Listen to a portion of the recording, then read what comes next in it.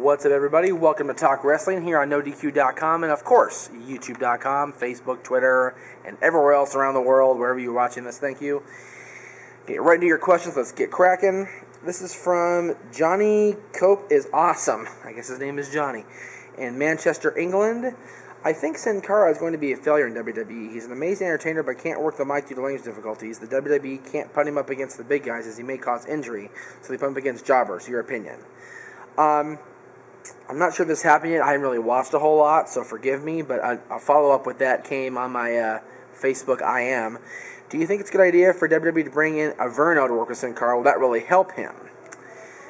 Bringing in Averno may help Sin Cara as far as having some decent matches, but I gotta agree with Johnny as far as Sin Cara is supposed to be the new Rey Mysterio, and the problem is he doesn't speak English. He's been botching a lot of things, at least what I've noticed, and I don't see him going past beating up jobbers. He's not going to beat the big-time guys. You know, they had a little thing a while back or whatever it was with, or recently, I can't remember now, it's so awful, with DiBiase and Rhodes and with him and Bryan. That kind of did something for him, but I don't see it working full-time, and I don't know if Sin Cara is going to be a success. They want him to be. They want Sin Cara, or that's why they brought him in, so they can have a replacement for Rey Mysterio when Mysterio finally retired, which is not going to be too far off from what I understand. This is from Shane Hedgehog FTW. God, these names on YouTube, I swear. Great.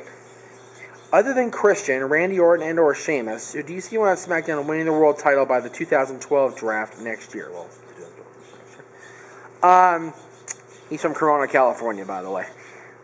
Cali? No. I really don't. Those three that you mentioned, will probably be in the world title picture. Maybe Alberto if he crosses back over, but Alberto's going to be a WWE Raw guy for down the line. So,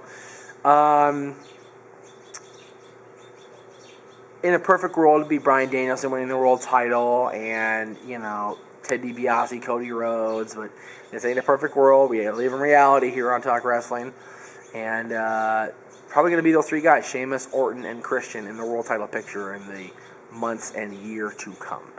That's the way it's going to be. This is from Yo316 from Brooklyn. He's from Brooklyn. Since we are 10 years removed from it, what are your thoughts on 10 years later on the Invasion storyline? And if TNA is ever bought, would WWE do it again? I would hope that WWE realized how big of a botch that whole storyline was. One colossal failure after the next. I don't see them making that same mistake should they buy TNA. I honestly don't think they're going to buy TNA. I think they're going to let TNA die its own death. I talked about this on an earlier show. That TNA is going to die if they don't shape up. I haven't seen the shape up yet, to be honest with you, and I don't think they're going to do any better than they are. So they will slowly wither away and die, and that's just the way it's going to be. There's a fly on the camera. Get away from the camera, fly.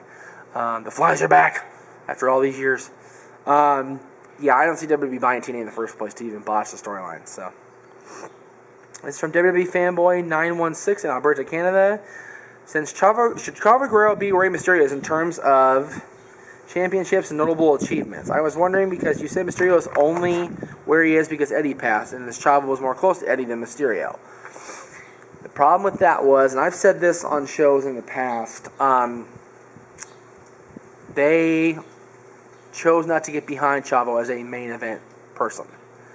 They chose to get behind Mysterio because Mysterio appealed more to the masses. The superhero look, the mask, the flying, and things like that. Chavo, by the time Eddie had passed on, wasn't much of a high flyer as he was in WCW.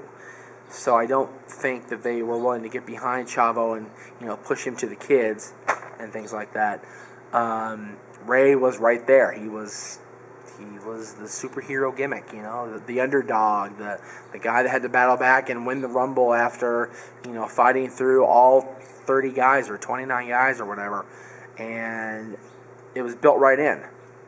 So I think that's why they went with Mysterio and not Chavo.